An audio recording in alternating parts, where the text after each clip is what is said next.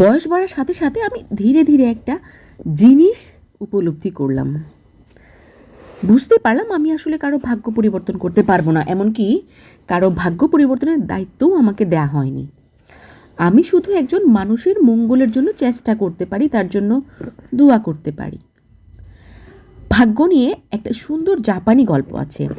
জাপানের তাকামায়া গ্রামে একজন জ্ঞানী ও বৃদ্ধ কৃষক বাস করতেন। কৃষক লোকটির একটা সুন্দর ঘোড়া ছিল।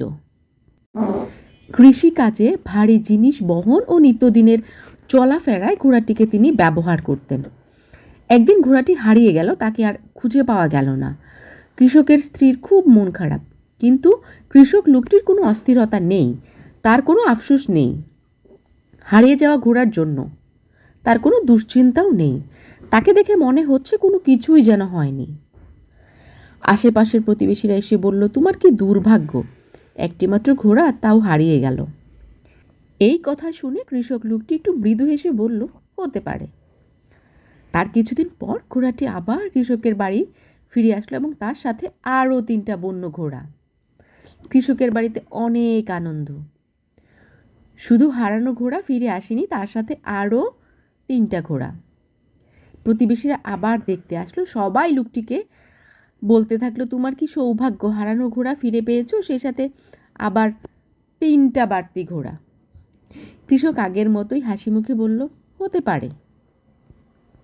2 দিন পর কৃষকের একমাত্র ছেলে একটা বন্য ঘোড়ার চড়ার চেষ্টা করে, কিন্তু ঘোড়া থেকে ছিটকে পড়ে যায় এবং পড়ে গিয়ে তার পা ভেঙে ফেলে।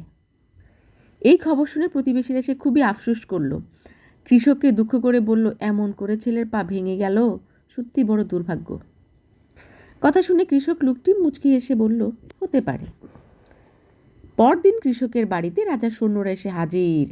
যুদ্ধের জন্য তারা গ্রামের যুবক ছেলেদেরকে ধরে নিয়ে যেতে এসেছে, কিন্তু কৃষকের ছেলের ভাঙা পা দেখে তাকে না নিয়েই চলে গেল।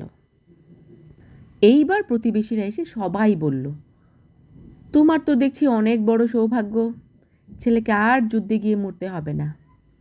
মৃদু হেসে কৃষক একই উত্তর, হতে পারে। এই বৃদ্ধ কৃষকের কথাই সত্যি। এই জীবনে ভালো মন্দ সব কিছুকেই মেনে নিতে হয়। দিনের আলোকে যেমন করে ভালোবেসে গ্রহণ করতে হয়, রাতের আধারকেও একইভাবেই আপন করে নিতে হয়। নীরবে বিশ্রাম নিতে হয়। দুঃখ আছে বলেই জীবনের সুখ এত সুন্দর।